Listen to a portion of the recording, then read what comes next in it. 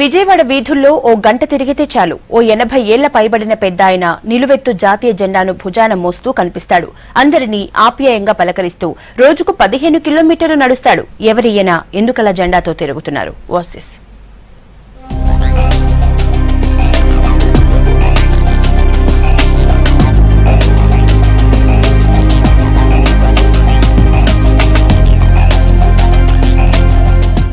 చేతిలో జెండా, గాంధీ బొమ్మతో మెడలో ఓ పటం, తల మీద గాంధీ టోపీ. ఈ పెద్దాయన రోజు ఇలా విజయవాడ సిటీ అంతా తిరుగుతూనే ఉంటారు.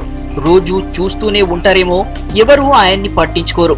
నడవలేక నడుస్తున్నాడే, ఎవరియనా అనే ఉద్దేశమే ఎవరికీ ఉండదు.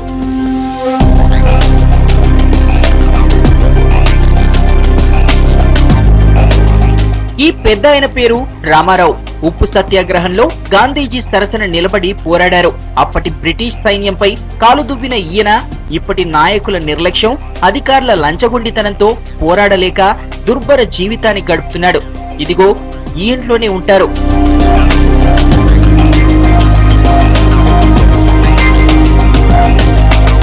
స్వతంత్ర సమరంలో గాంధీజీకి దగ్గరగా ఉండి పనిచేయడంతో ఆప్తులు అయిన వారు ఆయన్ని రామోజీ గాంధీగా పిలుస్తారు. కొంతమంది బెజవాడ గాంధీ అంటారు. ఉదయాన్నే నిద్రలేచి జావ తాగి జెండా పట్టుకుని రోడ్డు మీదకొస్తారు. కనీసం 15 కిలోమీటర్లు నడవకుండా తిరిగి ఇంటికి వెళ్లరు. ఎవరు ఆప్యాయంగా పిలిచినా పలుకుతారు. వెనకటి సంగతులు కథలుగా చెప్తారు. ఏమన్నా పెట్టినా డబ్బులిచ్చినా అస్సలు తీసుకోరు. ఈ వయసులో ఎందుకీ నడకంటే యువతలో జాతీయ భావాన్ని పెంపొందించడానికి తాను ఎంచుకున్న దారి ఇదేనంటారు.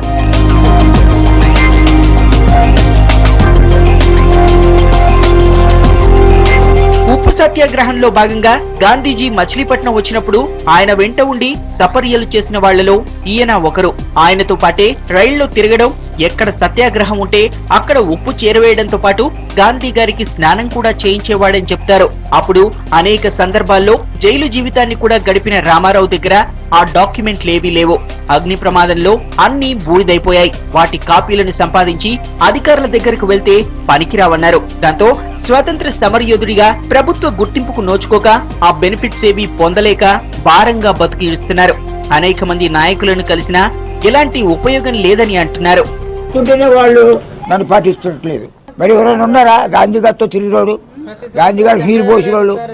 మరి అదంతా నాకు బాధ చెప్పండి.